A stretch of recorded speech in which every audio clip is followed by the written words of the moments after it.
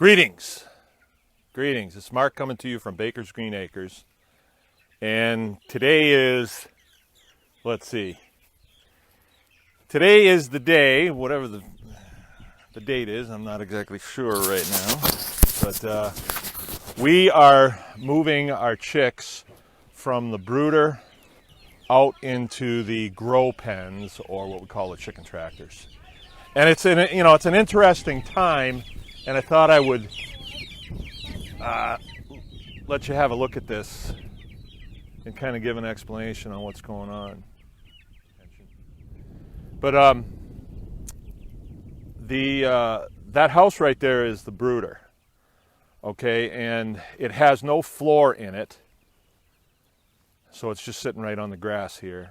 And what we're able to do is we're able to put up to 400 chicks in there at a time. We've had as many as 400. This load is only 200, but that's still a lot of chicks. And I'm told that we lost 4 out of here, which is really good. So there were 200 in there on the grass. When we started, it was kind of cold, so we put some bedding in there, some nice dry wood chips. A bale of those wood chips is $4, so we go through quite a few of them. And I think these chicks are a month old today.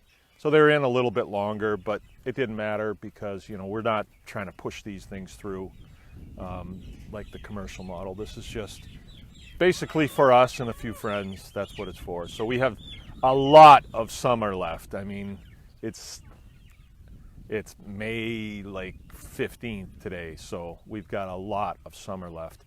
If we want to keep growing chickens, we could. And you can see, okay, there's 200 of them, and the boys right now are moving them over into these chicken tractors. We did have quite a few of these chicken tractors at one time, about 30 of them. And now we're down to just 2, just for us. And this is an integral component of the Pastured Poultry operation. This is Claire. Claire is a Great Pyrenees, and they are known as guardian dogs. And so they come right out here with the chicks, and they don't see the chicks as anything they need to chase around or anything like that.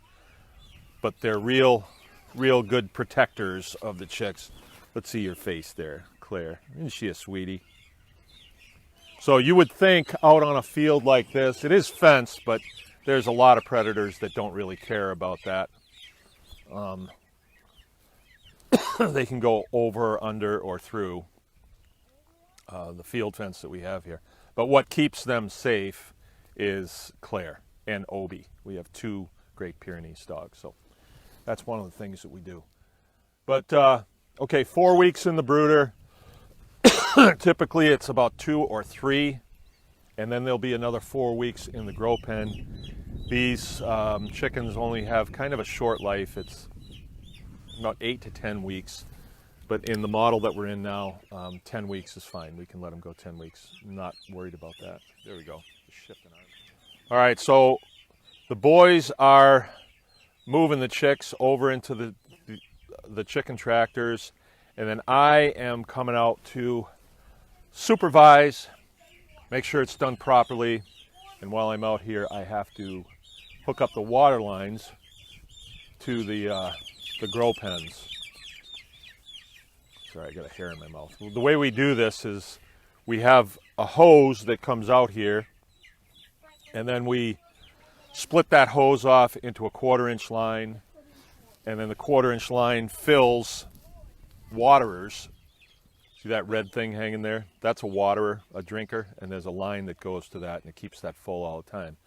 So each one of these grow pens has a drinker in it as well. So it really cuts down on the number of trips that you have to do out here to service these animals. If they have water all the time, that is a really good thing. If somehow they do not have water for a little bit of time, they get real worried about that. Now, something else I want to show you here. This will calm down a lot of questions. This is where the brooder was. Okay, you see that spot that's real heavy with bedding right there? That's where the brooder was. And this is where the yard is. Okay, and when we walk over here and you look at the brooder, you see the brooder house and then that little yard right there. And that's to acclimate the chicks to the outside and to get them into eating grass. If we got them up to 4 or 5 weeks old and they didn't get any grass, they probably wouldn't want any grass. They would think that the only thing there is to eat is chicken feed. And we try to feed them as ethically as we can. So this is a non-GMO mix. We've been getting it from the same providers for a long time. So it's a good mix. Chickens are meat eaters, so I'm not exactly sure what's in it, but I know the protein level has to be pretty high. And, you know, there's a lot of information out there on that. All right, well, more on this little compost pile here. That is some really good stuff. If I was to dig under that, there's some really hot biological action happening under there. So I'm going to come out with the front end loader and I'm just going to skim that off. And once I do that, we will see that the grass will come right back. I can show you another spot out here from last year, right here.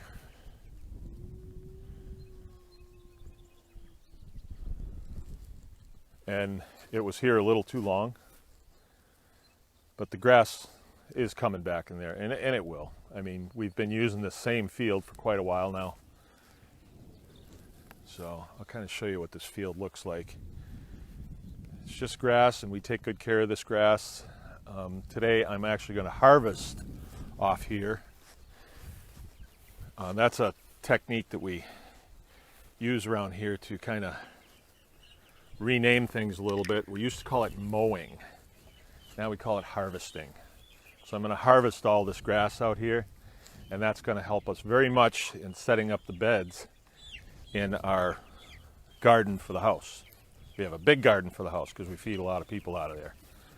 So we're going to use that grass as mulch and start setting that up now that I have some guys to help me here.